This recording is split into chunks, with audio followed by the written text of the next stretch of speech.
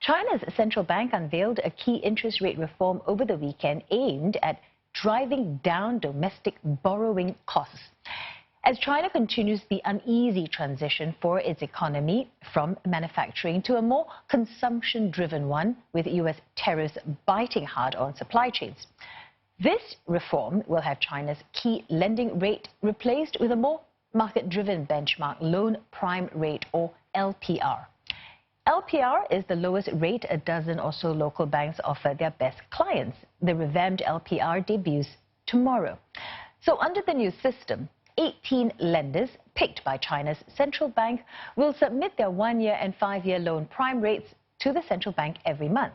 PBOC will then calculate the average of those rates and publish that at 9:30 in the morning on the 20th of every month as the benchmark rate, replacing the daily rate.